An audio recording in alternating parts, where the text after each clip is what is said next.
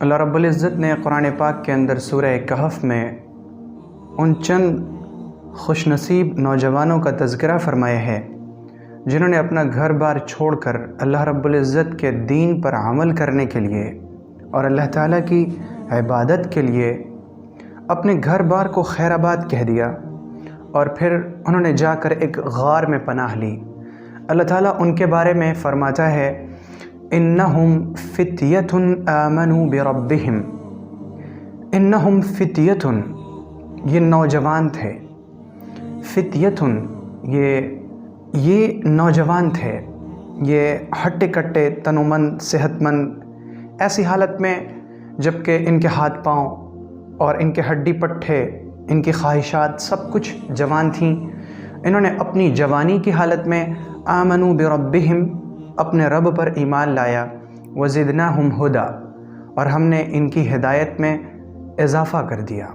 ہم نے ان کی ہدایت کو بڑھا دیا، ہم نے انہیں اور بھی زیادہ ہدایت عطا فرمائی۔ اور حدیث پاک میں پیغمبر صلی اللہ علیہ وسلم نے فرمایا ہے کہ 7 قسم کے لوگ، 7 طرح کے لوگ قیامت کے دن اللہ کے سائے میں ہوں گے، جس دن اللہ کے سائے کے علاوہ کوئی اور سایہ نہیں ہوگا۔ اس میں ایک شخص کا تذکرہ ہمارے نبی صلی اللہ علیہ وسلم نے فرمایا کہ یہ وہ لوگ ہوں گے جنہوں نے اپنی جوانی، ان کی عمر کے جو سب سے قیمتی لمحات ہیں، جو ان کی خواہشات کے ایام ہیں، یعنی ان کی جوانی، انہوں نے اپنی جوانی اللہ رب العزت کی فرما برداری میں گزاری ہو۔ وہ نوجوان اللہ کو بہت پسند ہے جس کی جوانی اللہ کے حکموں کے مطابق گزر رہی ہو، اور اللہ تعالیٰ کو وہ لوگ پسند نہیں ہیں جو اپنی خواہشات کی پیروی کرتے ہیں۔ اور خواہشات کی پیروی کرنا یعنی جدھر جی چاہے اس طرف چلے جانا، پھر یہ پرواہ نہیں ہوتی کہ اللہ کا حکم کیا ہے، نبی صلی اللہ علیہ وسلم کی سنت کیا ہے، پھر یہ پرواہ نہیں ہوتی کہ اللہ کے سامنے جواب دینا ہے، نبی صلی اللہ علیہ وسلم کے سامنے ہمیں پیش ہونا ہے، حوض کوثر پہ جا کے ان سے پیالہ لینا ہے، پھر اس طرح کے خیالات نہیں ہوتے۔ تو یہ جو جوانی ہے نا، یہ جوانی ہماری پاک گزرے۔ میں اس وقت اپنے نوجوان بھائیوں سے اور اپنی نوجوان بہنوں سے مخاطب ہوں۔ نوجوان جب جوانی کو اللہ تعالیٰ کی فرما برداری میں گزارتا ہے، اللہ کو وہ نوجوان بہت پسند ہے، اور اس کی وجہ یہ ہے کہ جوانی کی حالت میں انسان کے ہڈی پٹھے، اس کا جسم، اس کی آنکھیں، اس کے کان، اس کی زبان، اس کی ہر چیز صحیح سالم تندرست ہوتی ہے، ساری چیزیں صحیح طور پہ کام کرتی ہیں۔ پھر جی چاہتا ہے کہ تھوڑی دیر گانا سن لیں، تھوڑی دیر موویز دیکھ لیں، تھوڑی دیر ڈراموں میں وقت گزار لیں، پھر جی چاہتا ہے کہ ایک خوبصورت دوشیزہ گزر رہی ہے ادھر نظر ڈال لیں، پھر جی چاہتا ہے کہ تھوڑی دیر بازار میں مٹر گشتی کر لیں، پھر جی چاہتا ہے کہ فلمیں دیکھ لیں۔ اس وقت جب خواہشات جوان ہوتی ہیں اور انسان اپنے خواہشوں کو کنٹرول میں کر لے، اپنے خواہشات پر قابو پا لے، یہ نوجوان اللہ کو بہت پسند ہے۔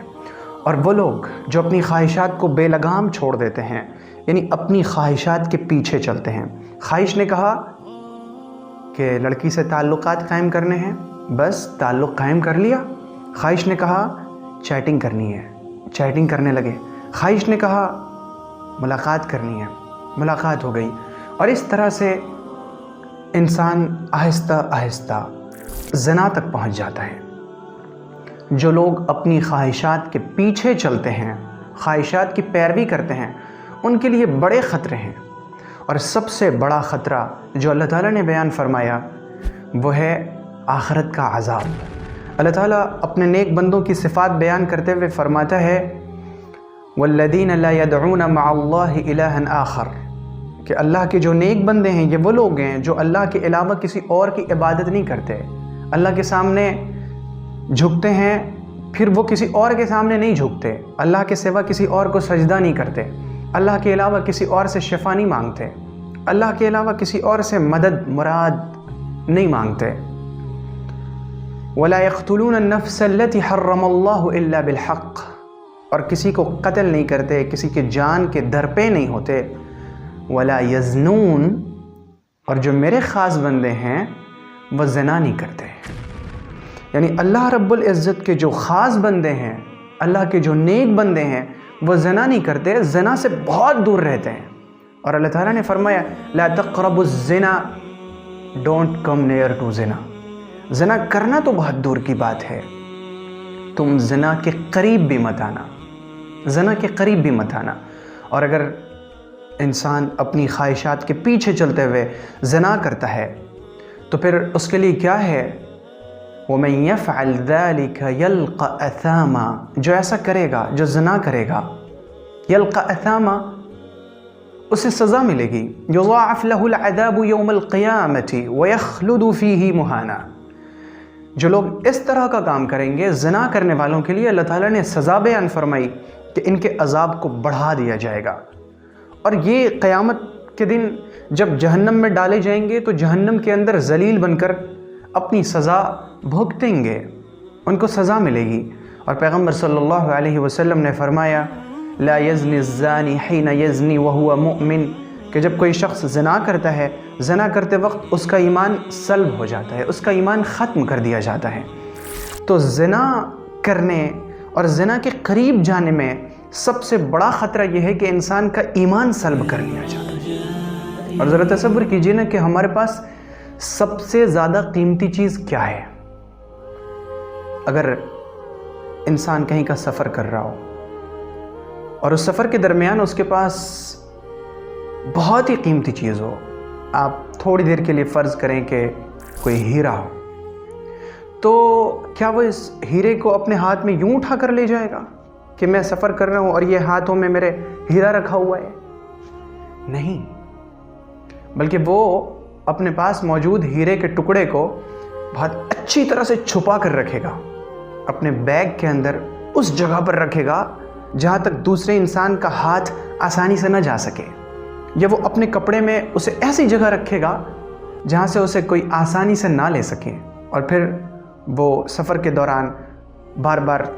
ادھر ہاتھ رکھے گا، ہاں وہ چیز ہے، محفوظ ہے، اچھی طرح ہے، وہ بار بار یقینی بنائے گا کہ ہاں وہ چیز صحیح سالم ہے، اچھی طرح رکھی ہوئی ہے۔ اب ذرا سوچئے کہ جب ہم ایک سفر میں اپنی قیمتی چیز کی حفاظت یوں کرتے ہیں، اگر ہم نے تھوڑے سے پیسے رکھ لیے اپنے پاکٹ میں تو سفر کے دوران گھنٹے 2 گھنٹے پہ بار بار چیک کرتے ہیں، دیکھتے ہیں ہاں پیسے ہیں، ہاں میرا پرس ہے، میرا بیگ ہے، میرا موبائل ہے، ساری چیزوں کو ہم یقینی بناتے ہیں کہ ساری چیزیں محفوظ ہیں۔ اور اگر ٹرین سے ہم بہت بھیڑ بھاڑ میں اتر رہے ہوں تو پھر اپنی جیبوں پر ہاتھ رکھ لیتے ہیں تاکہ کوئی چور اچکا ہماری جیب سے موبائل نہ نکال لے، ہمارے جیب سے ہمارا بیگ نہ نکال لے۔